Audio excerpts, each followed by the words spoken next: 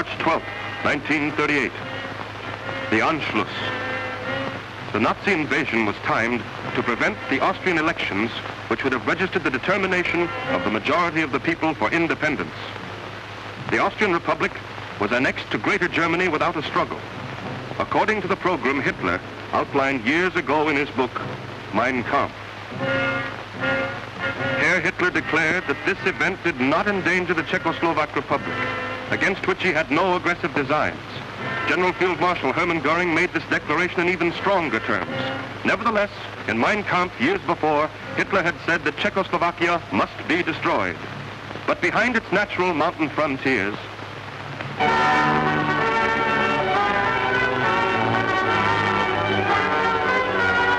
Prague, the beautiful old capital of Czechoslovakia, was a peaceful and prosperous city with a population of about 1 million people.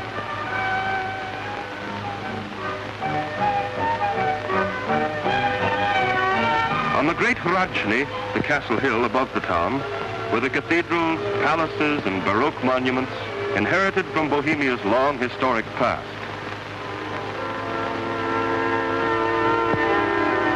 The Cathedral of St. Vitus, a great national shrine which grew up through 5 centuries, was the heart of this region of palaces and churches.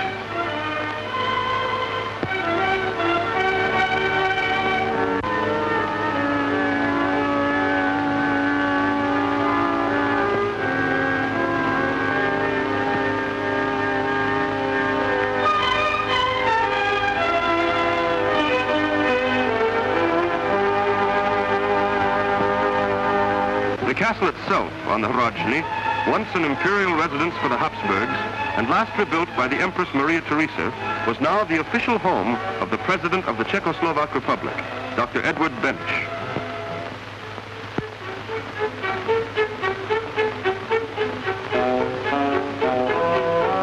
At the foot of this historic hill, modern Czechoslovakia was putting forth her characteristic effort. Model structures for dwellings and offices arose against the background of the past.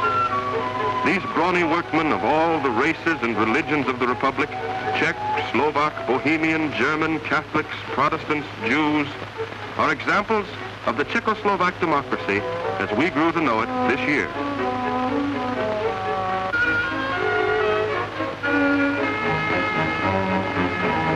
Czechoslovakia's constitution was modeled on that of the United States of America, and her general national policy was based on the ideals of the League of Nations and collective security. After Austria had been swallowed up by Germany, the world's attention turned to Czechoslovakia, and the press of the world was anxiously read by everybody in Prague. Here, in the center of the city, in the Wenceslas Square, the newsstands did a rushing business in papers from all countries.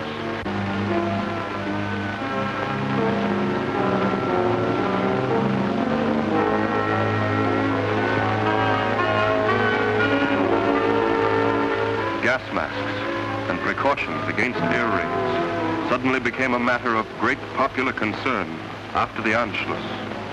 In spite of the reassuring declarations made by Herr Hitler and General Field Marshal Hermann Goering, in spite even of the solemn guarantees made to Czechoslovakia by the great powers who were her protectors and allies, there were too many copies of Hitler's Mein Kampf available to make the present German declarations quite convincing.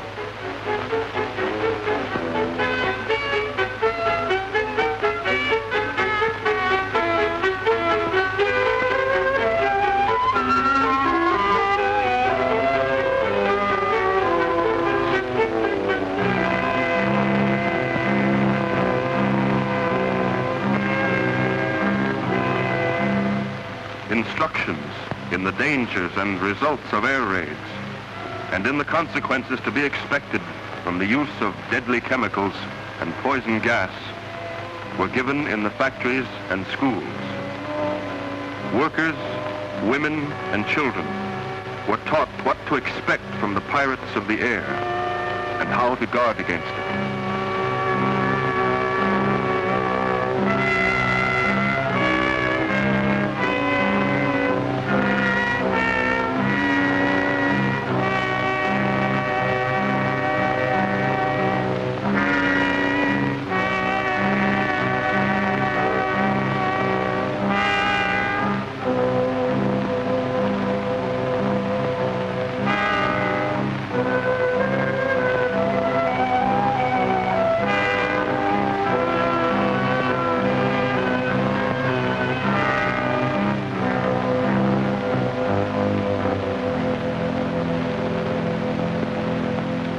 lively interest in all European culture was mixed with this anxiety for the future.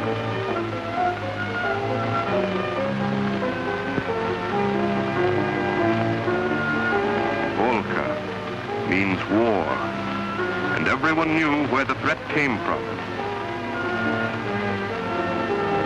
The bookshops in the center of the town displayed the works of great progressive authors, most of them forbidden in Nazi Germany and Austria.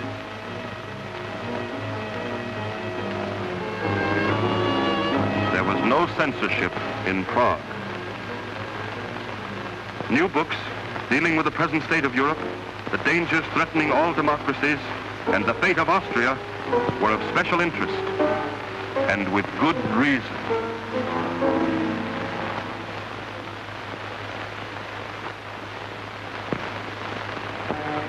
For the Nazi terror sweeping over Austria, as it had swept over Germany a few years before, drove thousands of refugees across the border into Czechoslovakia after March 12th. Tens of thousands came to seek freedom, security, and a chance to live.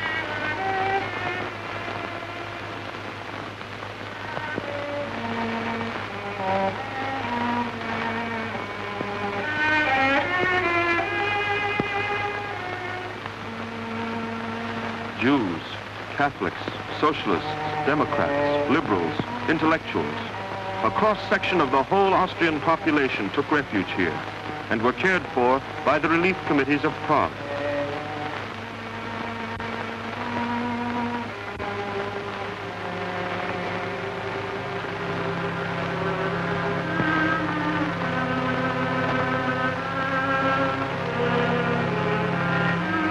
Funds for their food, clothing, and shelter were provided by the religious communities, the trades unions, and others, with help from the public authorities and from abroad. Thousands of German political exiles had taken refuge in Czechoslovakia even earlier. Some of these people had been here for 5 years, since 1933. Others had escaped more recently from Nazi concentration camps. Anti-fascists of working families, for the most part not Jewish, they had been cared for all this time by their friends of the Czechoslovak trades unions.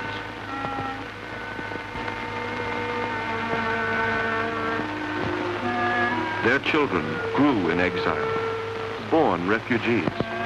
Even so, their parents tried to maintain their connection with the tradition of German culture as it had existed before Hitler.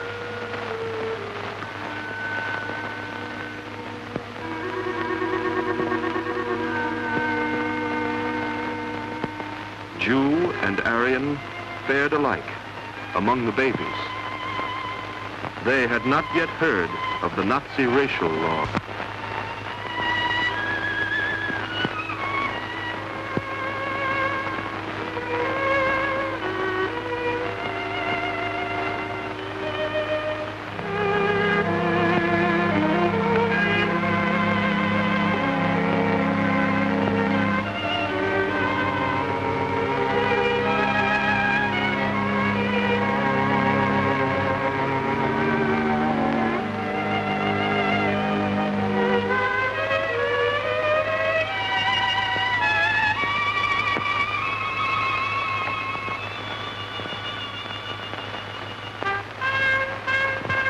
Meanwhile, Hitler's annexation of Austria had given great encouragement to Konrad Henlein's Sudeten German party, the Sudeten Deutsche Partei, SDP.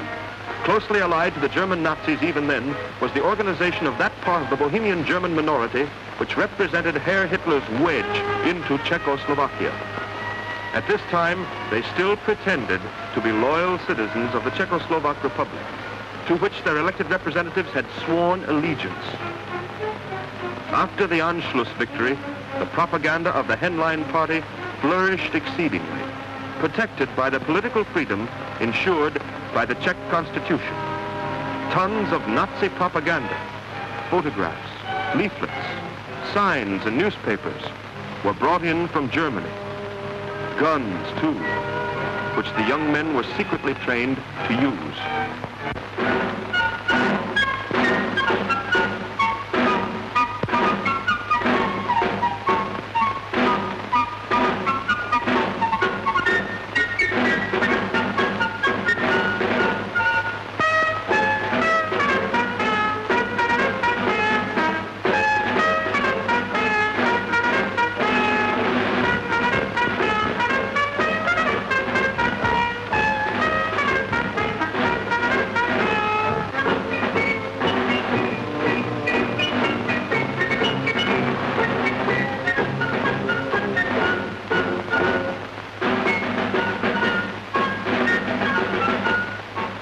The crowds here in Eger were waiting for the return of the local Nazi leader Konrad Henlein from his first visit to Hitler after the Anschluss.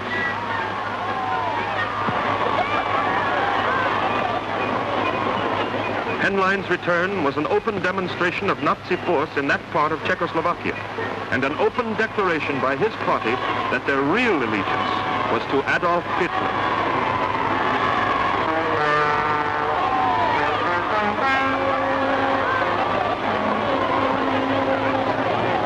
A fortune in German money was spent on the creation and agitation of wholly new sentiments among these citizens, especially among the young men.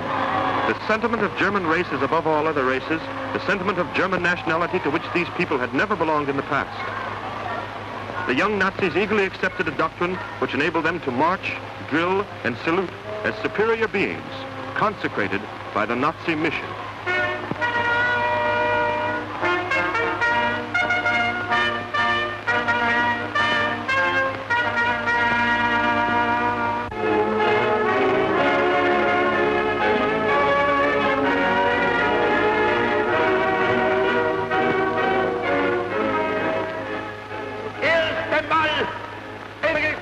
Out of Henlein's mouth, of course, came the blood and race propaganda of his master, Adolf Hitler. Des Volkes selbst.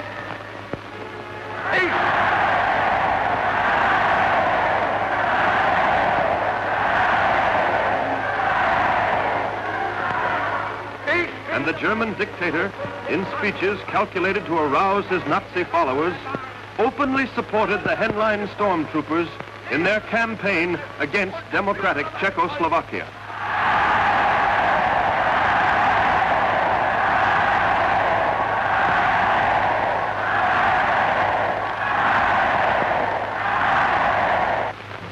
Despite all the talk about German blood and race and culture, the real objectives of these gentlemen were to be found in the wealth of southeastern Europe. The grain, and meat, and oil, and other resources of Romania, the Ukraine, and the whole Danube region, to which the road lay through Czechoslovakia.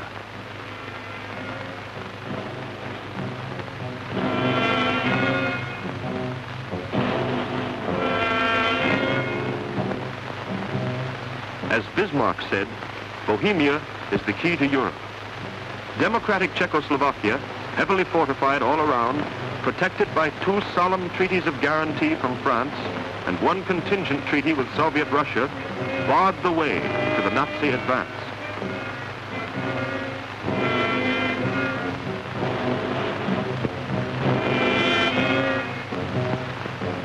This great German dream of conquest was not new when Hitler began to realize it. Since Bismarck, the Dran nach Osten, the drive eastward, has been a vital part of the whole German imperial ambition, with the object of making German wealth and power so great in the East that in Western Europe, too, they must prevail.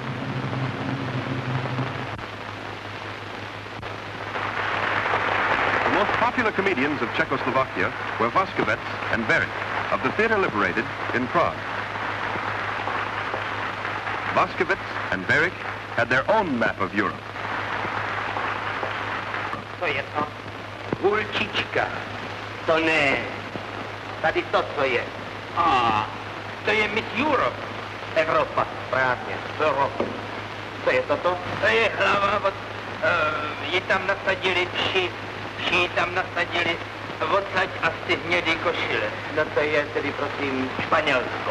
Teďka proč ušili tady tu košili zde in Berlin, aby ta francouzská blůza a ruská sukně v tom zmizela. Docela správně, radši nejedí, jen aby košile mohla být. Může ta ruská sukně a ta francouzská blůza zmizet? Nemůže. A proč nemůže zmizet ta French blouse a Russian skirt? Protože je tady špendlík, neboli Sicherheitsnadle, neboli safety pin, made in France. Teď budu zkoušet já vás. Bible, kdo to byl David? David a Goliáš byli dva. Kdo to byl on? David byl malý. Malý byl ale chytrý a sporý. Lidi na lidi. jako saně, člověk na člověka jako kat. Podívejte se na ně, musíte natýkat. Obr vidí mužíka myslí, domnívaje se, že vyhraje. Klidně teď jsme na židli, čtěme Bibli, tam to všechno je. Samuelova kniha nám povídá, jak na žida přišla veliká bída, jak ti bídní filiští diváku ve Středilí až potkali Davida. David šel do války, volky nevolky, velké dálky nesl bratrům homolky, pochodu se zbytil vodu, dal si prostej čapří hodu, 3 šutry do tobolky. Hej, hej, kam se valej, ty jsou malej, takhle Goliát to provokuje, David slušně salutuje, když mu ale obr plivnul do očí. David se otočí, mrakem zatočí, když začínáš to, tak tu máš, byl si velký, já mě kuráš, a jaký byl Goliát. Our friend Mirka here was a typical Czech girl of the high school age, interested in doing what she could to strengthen that safety pin.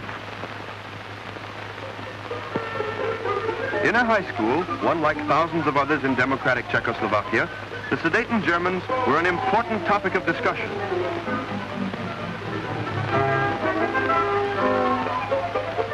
On this day, Mirka's teacher asked her to read a composition about Mirka's work was characteristic of a sincere effort that was made throughout Czechoslovakia at this time. Her story, which she now tells us, is of her journeys out to the German-speaking areas of the North and West on missions of friendship to the children of German anti-fascists, many of whom had already suffered from Nazi aggression.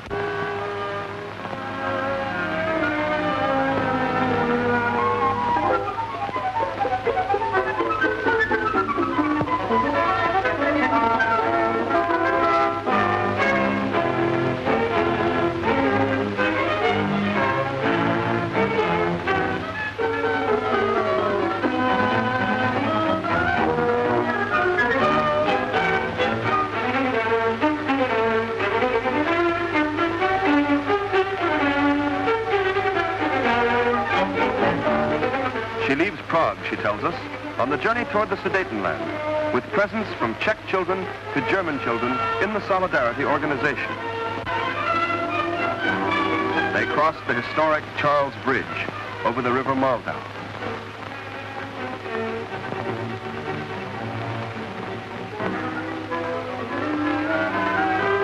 Past the Cathedral of St. Nicholas and climbed the Castle Hill.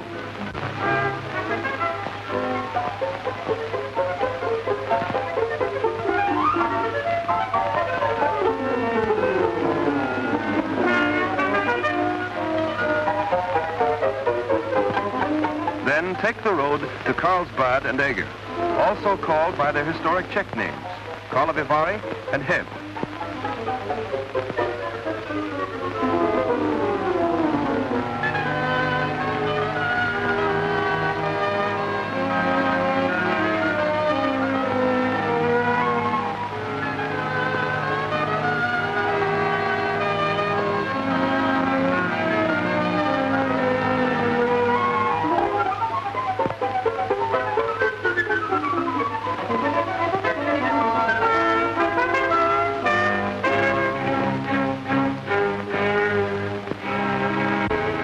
Green, a village in the German-speaking area about 7 miles from the German frontier, Mirka reaches her destination and greets her Sudeten friends in a celebration of solidarity.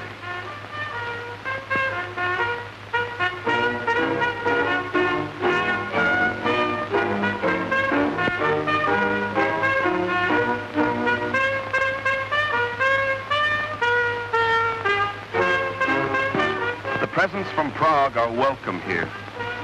Things have not gone too well lately with these children of German Democrats.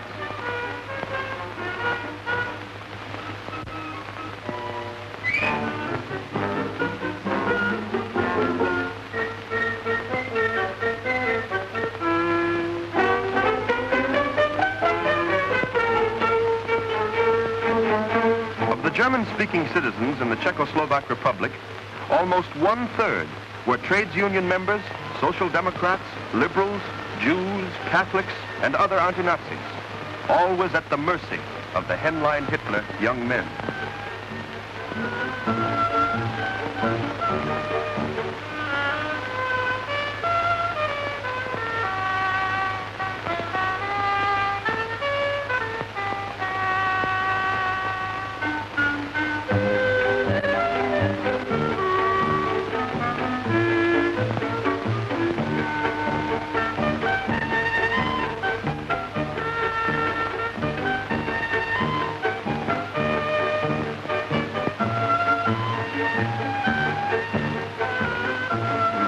show was a favorite diversion of Sudetenland children and had a long tradition in Bohemia, where wood carving was an old folk art.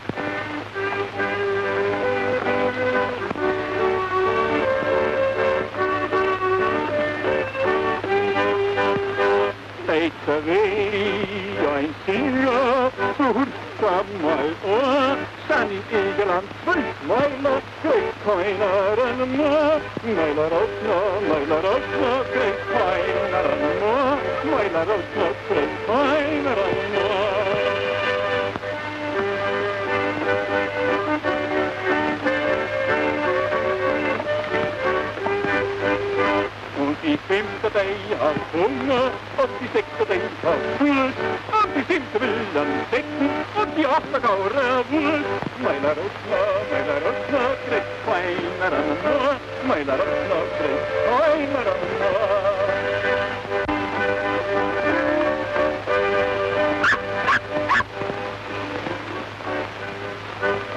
Oh, die haben Hunger, haben die Beste abgekriegt. Haben den Kinker freier, weil haben sie sauer nicht.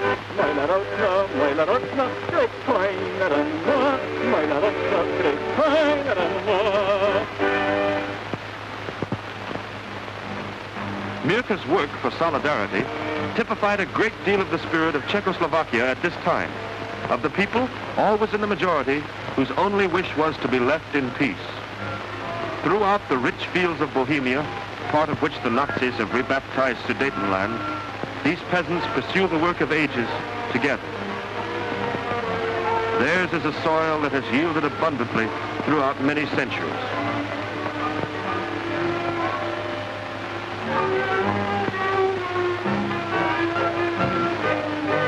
In the Czechoslovak government's public works for the relief of industrial unemployment, Czech and German-speaking citizens of the Sudeten areas worked side by side.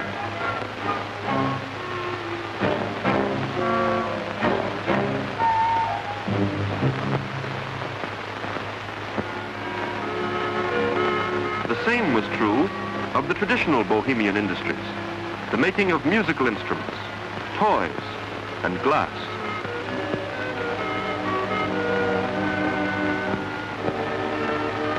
The glass-blowing trade was an ancient one among the Bohemian Germans, or Sudeten Germans, as they had now begun to be called.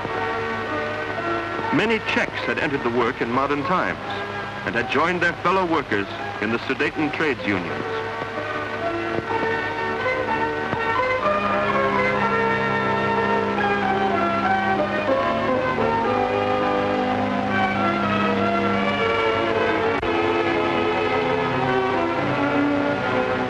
Economic depression had hit Bohemia as well as the rest of the world.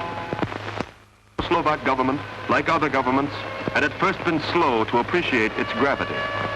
Herr Hitler, disregarding the widespread misery and hunger in Germany, blamed the whole depression in Bohemia on the Beneš government. But often, as in the case of this factory near Heinrichsgrün, the industry was German-owned. The owner lived in Vienna, safe under the swastika, and closed down this factory because the world markets would no longer give him a satisfactory profit. The workers, German and Czech, thus thrown out of their jobs, were forced into the crude and dangerous wildcat mining that was still practiced in the district. In these critical times, the Nazi propaganda and terror machine was relentless. Under orders from Dr. Goebbels, the Berlin Central Radio Station broadcast 922 attacks on the Czech Republic in 1 month's time, and openly threatened Sudeten Germans who dared, like these poor miners, to oppose the Henlein stormtroopers of the district.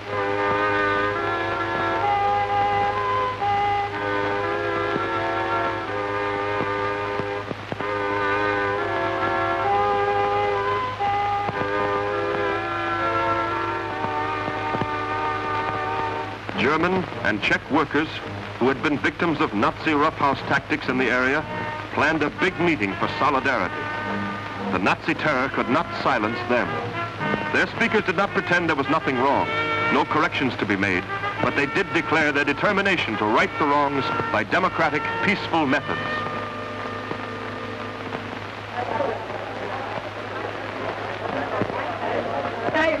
100.000 deutsche Wähler, Arbeiter und andere freiheitsliebende deutsche Bürger der Tschechoslowakischen Republik erkannt haben, dass der preußische Nazismus ein gemeiner Betrug, der Schwindel ist. Die zweite Erklärung, die wir daher in der heutigen Kundgebung abgeben, lautet: Wir lehnen die faschistische Totalität ab und geben unserer Überzeugung Ausdruck, dass für den Arbeiter nationale Freiheit ohne politische Freiheit wertlos ist.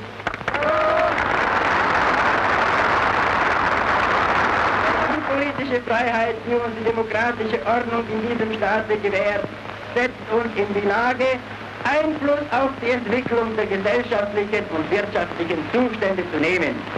These Sudeten German Democrats had faith in their government. Out of a German-speaking population of 3.5 million, about 1 million were opposed to the Nazis. There were, of course, big German minorities in all the neighboring countries, not only in Czechoslovakia. And Herr Hitler, in Mein Kampf, had proclaimed himself the champion of all German-speaking people outside the German Reich. The Germans in Poland, for instance, had only 2 parliamentary representatives. Those in Hungary, none. Those in Yugoslavia, 2. And those in the Italian Tyrol, none. While the Germans of Czechoslovakia had 36 deputies.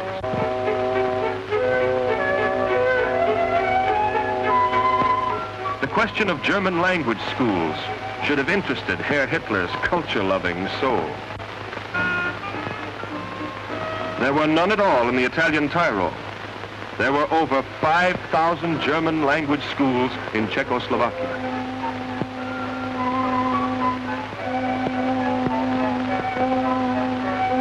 German language newspapers in these non-German states.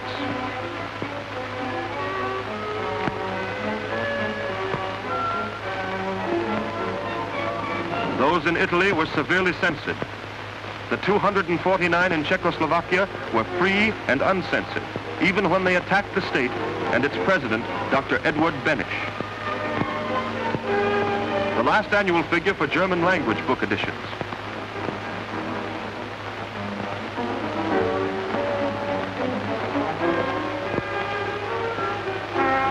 In Czechoslovakia, German book editions were uncensored.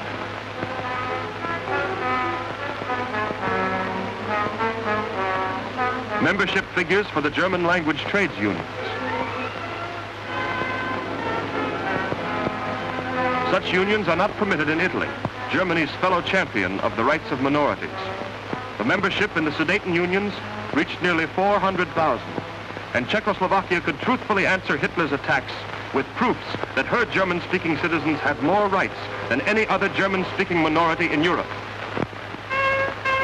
But Nazi propaganda was stronger than the truth, and racial excitement took the place of reasoning. In the preparations for the May elections, which were worked up like a plebiscite for the choice of a nationality, every effort was made to arouse the Nazi fever among the German citizens of Czechoslovakia, so that they would go out and vote for Henlein and his master, Hitler. The Anschluss victory had filled the local Nazis with political passion, in which they were ready to believe anything from the German side.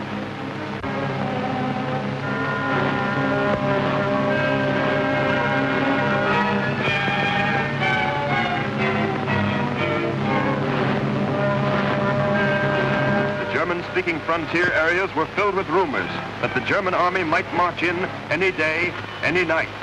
On election day, the local Nazi stormtroopers divided the area among themselves on the block system and routed out all the voters.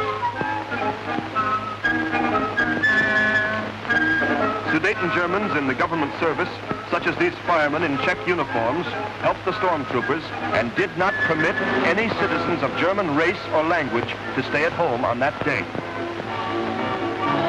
They visited the public institutions in Carlsbad, Eger, and Asch, and other towns of the area, and took the aged, the lame, the halt, and the blind down to the polls.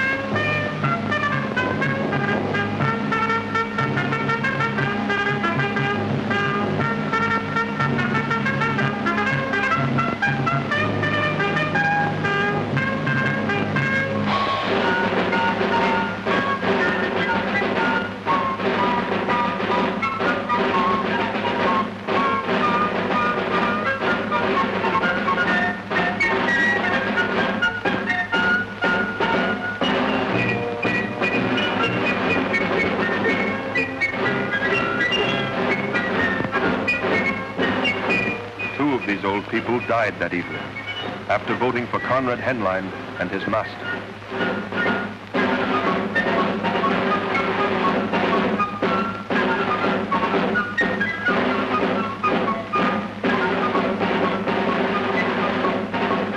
In a rising state of excitement, steadily worked up by the German radio in an unparalleled effort of propaganda, the Nazis awaited the great party rally fixed for May 20th at Aussig, which was to have been the signal of their victory.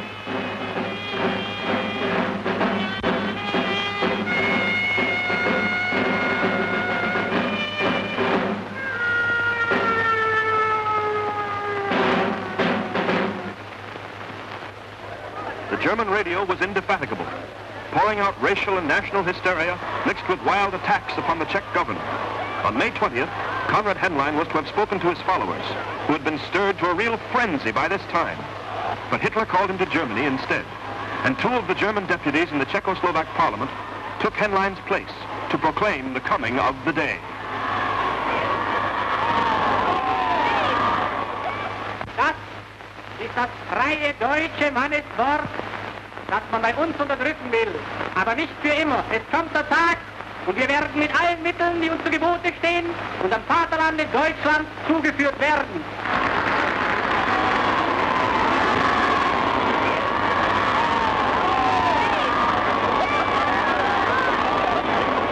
Sie sollen sich um die Vorgänge im eigenen Hause kümmern, statt ein Geschrei zu machen über Unterstützung von der anderen Seite. Denn wir sind aus einem Volk, was immer geschieht. Das ist nun einmal so und das wird immer so sein. Und wenn die Tschechen dem nicht Rechnung tragen, dann haben wir keine Verantwortung. Dass wir uns in die demokratische Verfassung fügen, dass wir unseren blinden Glauben an unseren von Gott gesandten Führer aufgeben, das ist es, was die Tschechen uns vorschreiben wollen. Dass wir uns umstellen, wie es war. Dass wir unsere nationalsozialistische Weltanschauung aufgeben und warten, was sie uns gnädigerweise gewähren wollen. Aber wir brauchen ihre Gnade nicht, weil wir erreichen, was wir erreichen wollen. Wir sind einig in unserem Willen.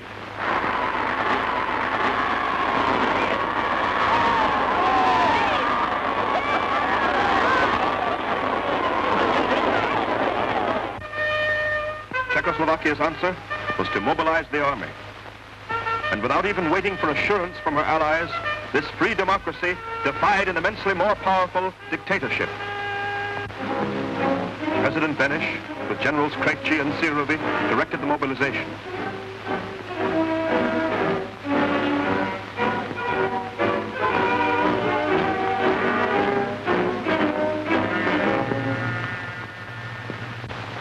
On May 21st, the frontiers were guarded.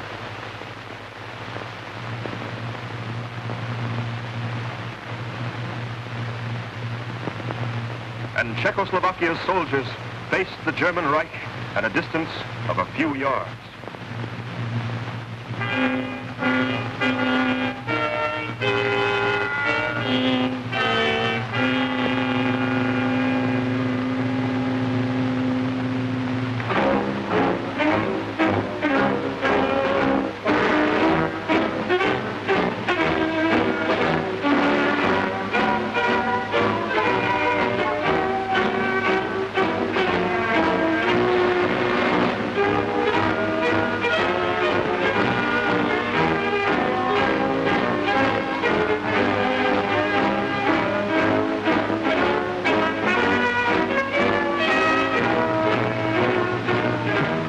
Barricaded all the frontier roads so as to resist not only in their fortifications, but upon the first few yards of Czech soil that might be invaded.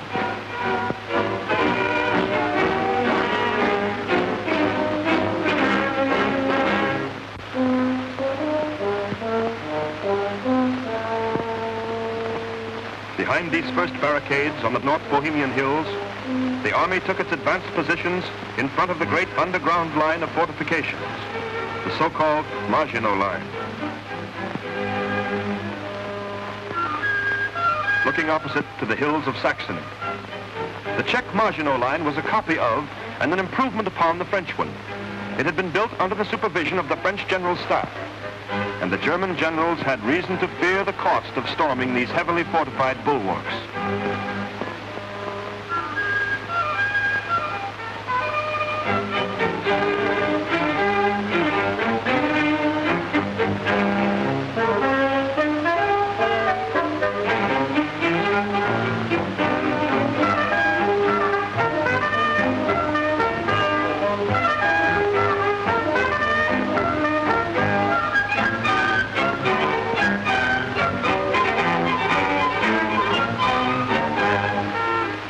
Europe expected war for a few days. While the Czechs, calm and resolute, stood their ground.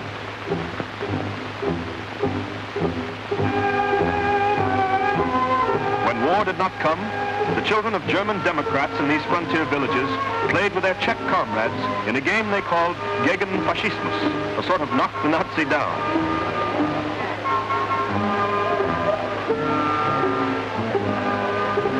Their elders, German Democrats and Czechs, celebrated the peace together. When Hitler did not march and the Sudetenland was not annexed to Germany, the Henlein movement took a severe setback. But Henlein restored some measure of the old frenzy to his followers in the great party funeral given to two Nazi stormtroopers who had been killed on the frontier May 20th by Czech guards. They had been shot while carrying messages across from Germany. Henlein stormtroopers had routed out the mourners as systematically as they had routed out the voters a few days before. They went from house to house in Eger and surrounding towns and made it known that all who did not turn out for their propaganda parade would be set down as enemies of the party.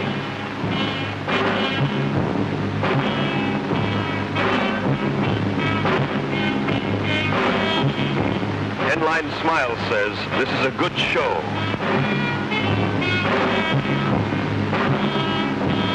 This funeral at Eger was an important and significant event in the unfolding of the Nazi conspiracy in Czechoslovakia. Many of the people assembled here were misled by the charges of the Nazi agitators, but thousands who were not Henlein party members had attended only in fear of the stormtroopers' threats. No, this is not a scene from the Dark Ages. This is the Nazi way.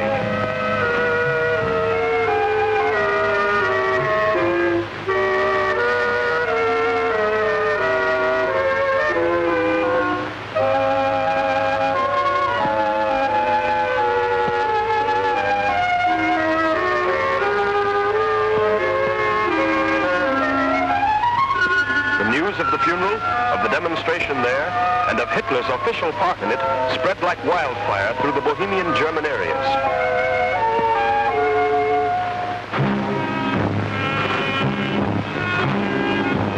Again, Henlein and his stormtroopers warned all citizens of German race to expect the German army any day, any night.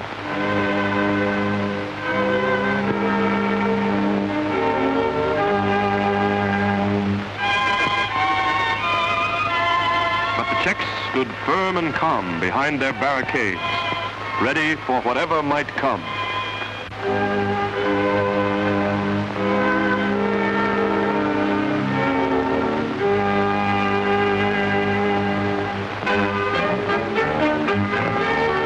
On this occasion, the British, French, and Russians stood by the cause of public order in Europe, and Hitler did not dare to march.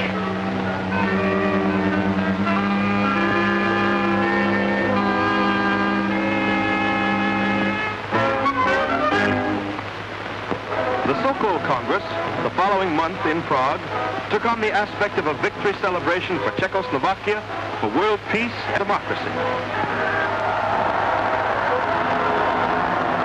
Sokol delegates from all over the country and from neighboring Slavic countries marched to the great Masaryk Stadium in June.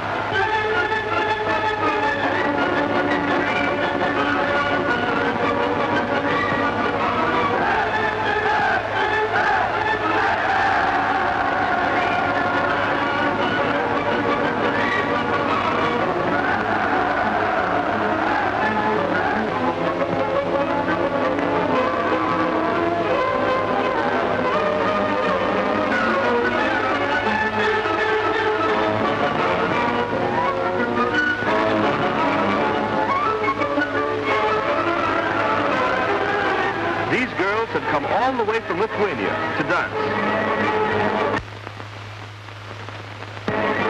And these peasants from the Ukraine.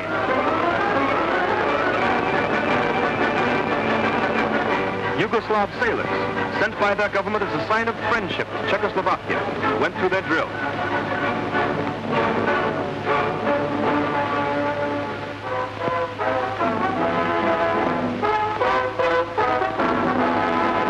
These people marched in their thousands for freedom and peace. Prague in those days was happy and confident. As the summer wore on, workers in agriculture and industry, in all the fields of national life, continued with their jobs on the assumption that the peace obtained in May would endure. The handiwork of the Slovak peasants, brilliant with color, was a folk industry which had never decayed.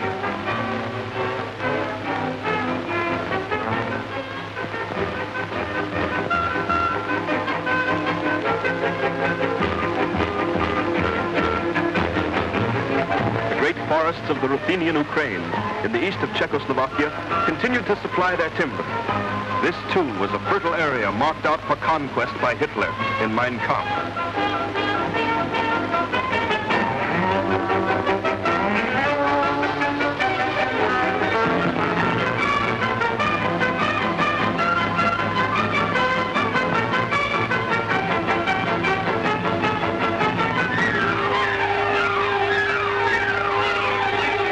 Factories everywhere were busy. Botcher's highly mechanized shoe works prospered.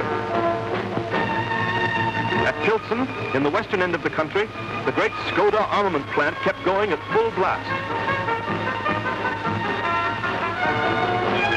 Skoda was by this year second only to Krupp among European producers of arms and munitions of war. It made enough war material not only to equip the whole Czechoslovak army, but to supply 40 divisions of any Allied army. Control of this munitions output was an important element in the calculations of the Führer of Germany.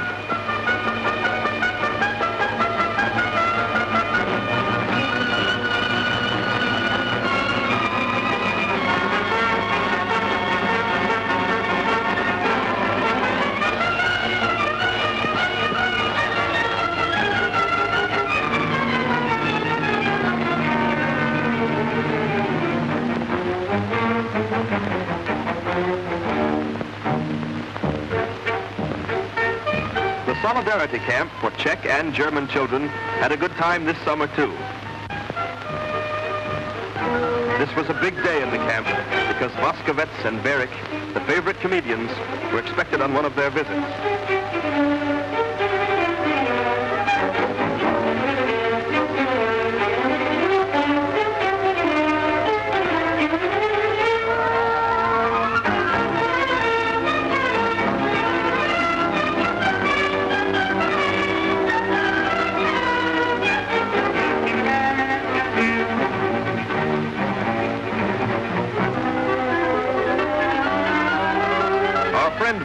Was a camp counselor here.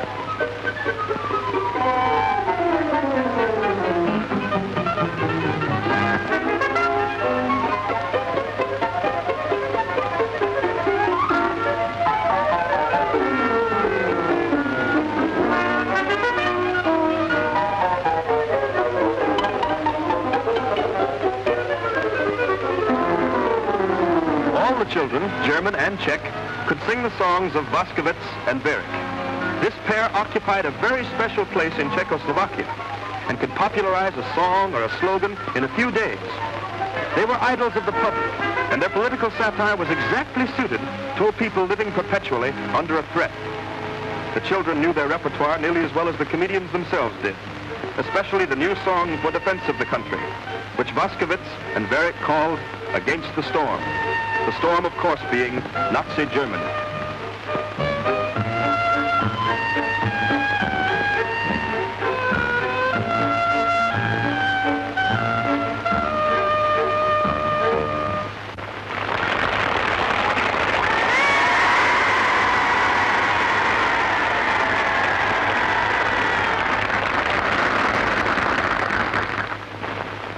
Slíbili jsme vám, že vám přijdeme zaspívat, tak tady nás máte.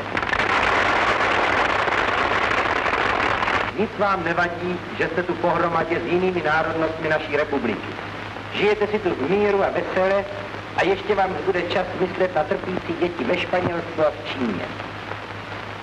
A právě tak jako čínský a španělský lid, ani my Čechoslováci nehodláme vydat svou zemi generálům, kteří tvrdí, že kanóny jsou důležitější než máslo.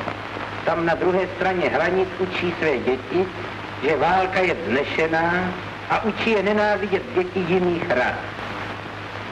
My v Československu si tohle namluvit nedáme. Celý svět si myslel, že nepřemožitelný nepřítel nás smete. A co se stalo? Vaši otcové a vaši bratři vzali pušky do rukou a nepřítel couvnul. To byl první krok, první metr, který jsme urazili proti proudu a proti větru násilí. A takových kroků a takových metrů urazíme ještě tisíce a tisíce. Když nás ujdou miliony, všichni proti větru, každý ujde, každý metr, dáme metr, metru, kde je síla átečníků, kde je síla větru, proti proudu postoupíme od kilometru.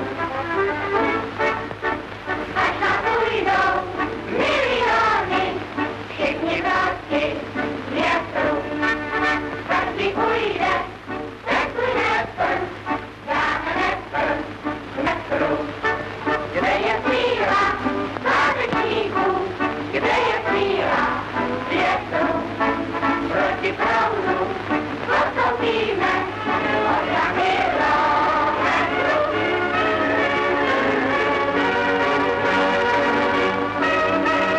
Dieses Land und dieses Volk kommt nicht zum Reich in einer demütigenden Rolle.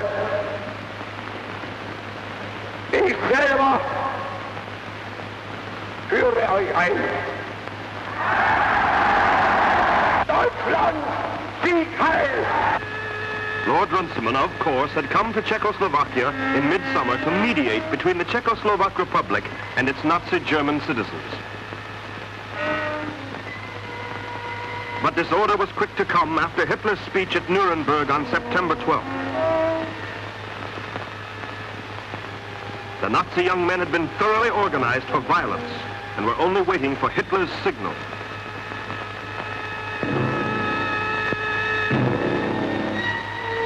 The melancholy lines of refugees formed again. New refugees now from sections of Czechoslovakia itself. Czechs, Germans, and Jews, driven from their homes in the Bohemian frontier villages by Nazi terror. The victims of another Anschluss, which was not yet complete.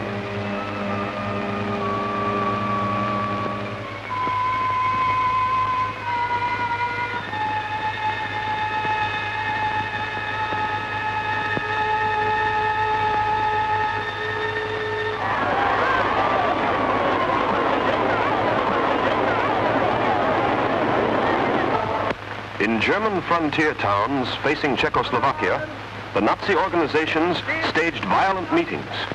The fascist agitators openly called for the overthrow of the Czech state. These demonstrations of German force incited the most desperate of Henlein stormtroopers in Sudetenland to do their fascist duty in night after night of terror.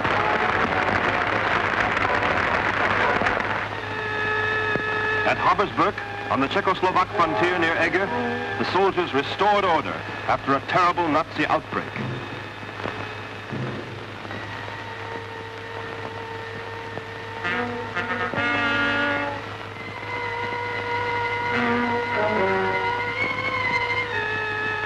German Democrats, Czechs, Catholics, and Jews had been murdered in their beds or sometimes shot down by snipers in the streets. It made no difference how many centuries they and their people had lived in the Sudeten areas. All who were not Nazis were marked as victims.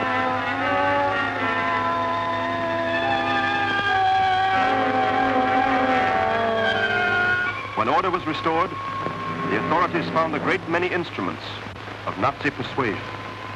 including rubber truncheons of the German style, the same as those used in the Nazi concentration camps. These, like the arms and munitions used for Nazi rioting, were imported from Germany.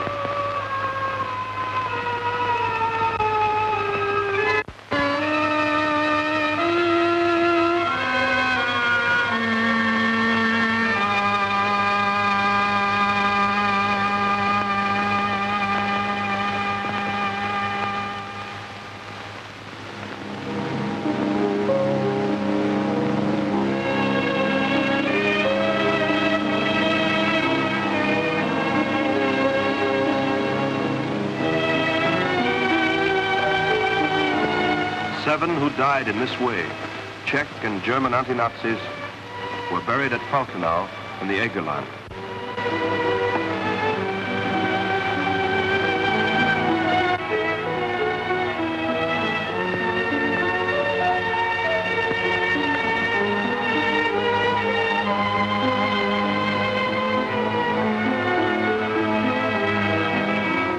There were many other such funerals in the stricken areas claimed by the swastika.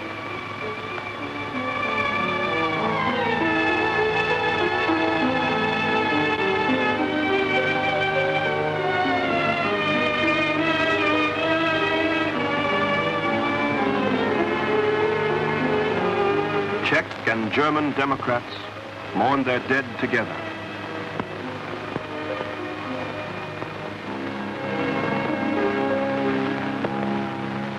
At last, after Nazi rioting had gotten out of hand in many places throughout the Sudeten districts, President Beneš proclaimed martial law. The SDP, or Henlein Nazi Party, which had been allowed to carry on its murderous agitation all these months, was at last declared illegal. The soldiers closed up Nazi Brown House headquarters in Karlsbad, Eger, and other cities. And Nazi newspapers like Die Zeit.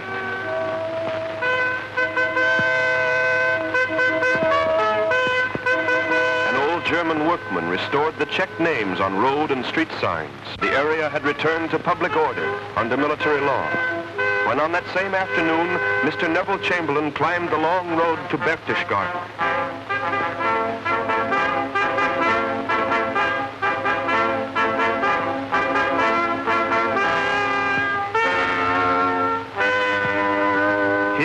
Hitler's villa on the Obersalz mountain, the British Prime Minister accepted the principle of Hitler's claims, accepted it under pressure of Hitler's threat to turn loose the Nazi army and air force against any nations that would try to aid the small democracy that he had singled out for destruction.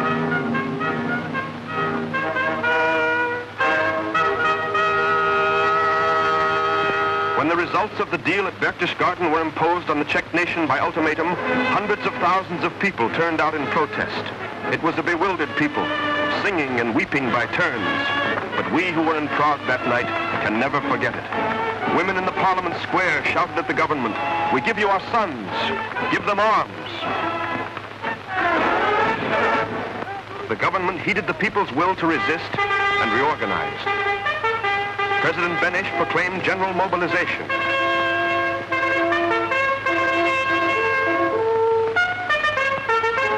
The people welcomed mobilization, even though their last hour of peace seemed to have come, for they still believed in their allies.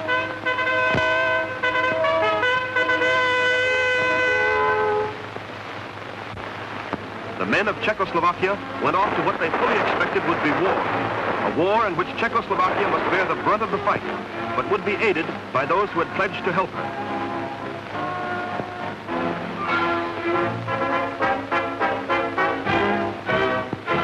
The spirit of the people in those days filled us all with admiration. We saw them going off to battle against the most ruthless military power the world has known. And although they could not hope to stand long alone against that tremendous force, they were ready to die so that their children might be assured of freedom. They had a considerable military force of their own. For 20 years, they had been formidably organized for defense against the very danger that now threatened them. The Czech army and air force were only 1/10 the size of Germany's, and they had no hope of holding out by themselves. The outcome depended on their allies. France had solemnly guaranteed the Czechoslovak Republic. England was pledged to France. The democratic powers had the firm alliance of Soviet Russia and other European countries. They had the sympathy of America and the whole non-fascist world. In addition, wide sections of the German people and army were opposed to a war of aggression against Czechoslovakia.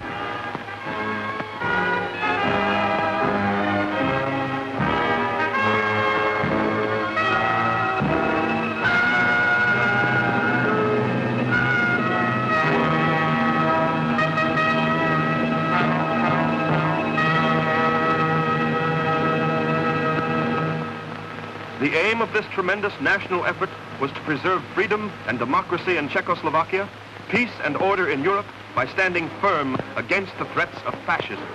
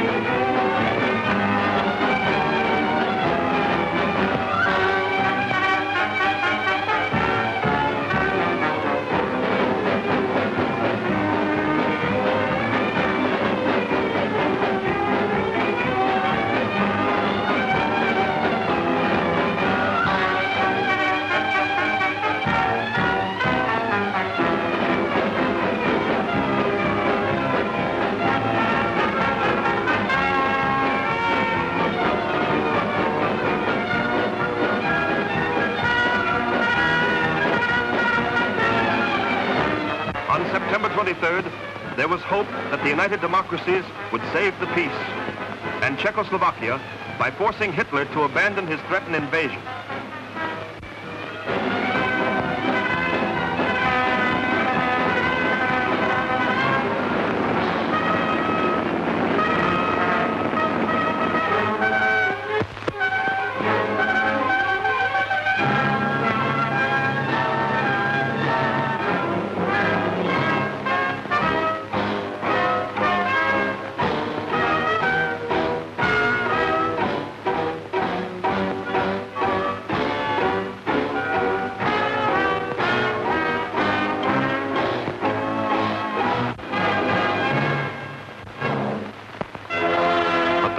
Changed since May 21st, when the democratic governments had won their peace by standing firm against Hitler's threats.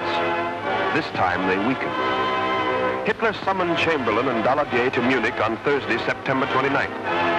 So long as the Western democracies' leaders had stood firm, as in the May crisis, there was neither war nor surrender. But this time, they flew to obey.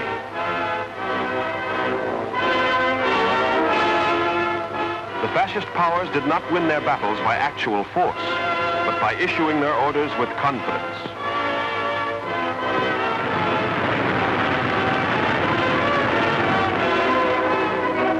The Prime Minister of Italy and Duce del Fascismo, founder of the fascist philosophy, obeyed the call from the German disciple who was now his master.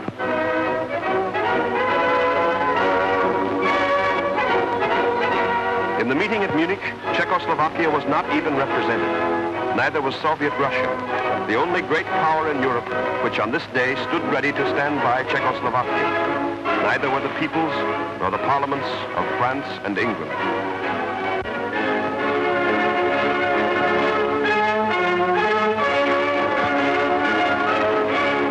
When the Prime Minister of Great Britain climbed the steps of the Führerbau at Munich, the monument erected to Hitler's glory, he went to take orders from the dictator whose aim, openly written in Mein Kampf, was to assure fascist mastery of Europe and the eventual destruction of world democracy. In this room, Hitler and his friend Goering presented the Western democracies with a map They demanded parts of Czechoslovakia in which an arguable majority spoke German, along with hundreds of thousands of Czechs and Slovaks. The map was so drawn that not one line of defense fortifications remained completely in the hands of the Czechoslovak Republic. It was the murder of Czechoslovakia as a nation, the destruction of the French security system, and the opening of all southeastern Europe to Nazi domination. In Prague, betrayed and abandoned, the Czechs had no recourse against the Munich powers. They could only yield and submit to every fascist claim. Under Hitler's pressure, President Beneš was forced to resign his office to make way for a government that would take orders from Berlin. I have always been a Democrat, Beneš said, and in this new order of things, I would only be in the way.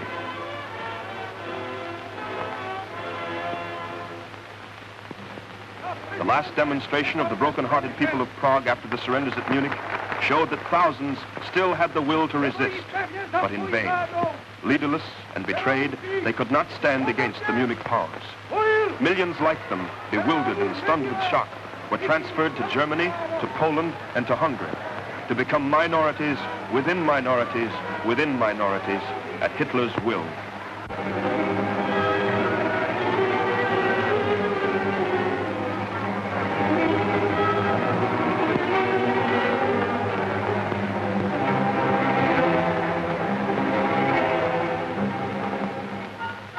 The triumph of Hitler was complete on the day he had set for it.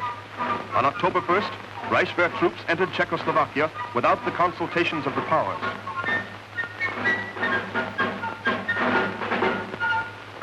Without exact maps or definite agreements of any kind, and without provisions to protect the Sudeten Democrats or the new Czech and Slovak minorities, the German army rolled into the country and imprinted the swastika upon what had been a free, representative republic.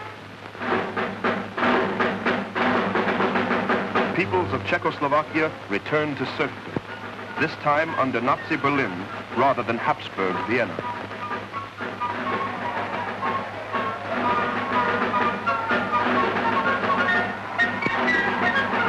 The German army advanced through zone after zone, generally passing beyond the limits set in Hitler's ultimatum to Chamberlain and Daladier.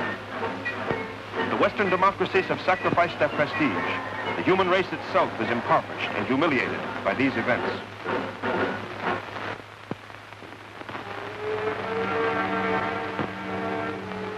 But the immediate victims of the Nazis are still the refugees.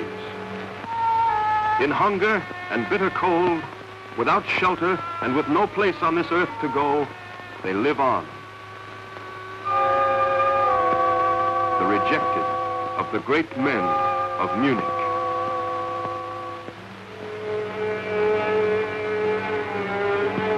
These are the results of the deal at Munich. These are the first victims of fascism. These are the immediate consequences of yielding to fascist threats of force and violence.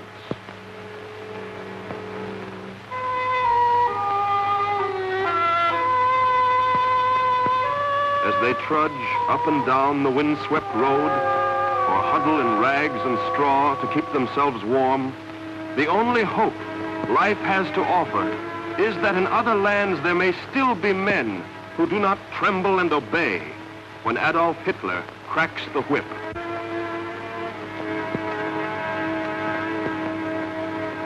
Peace and freedom and the right to live, they can only be possible in countries where men are determined that the swastika shall not be raised in triumph.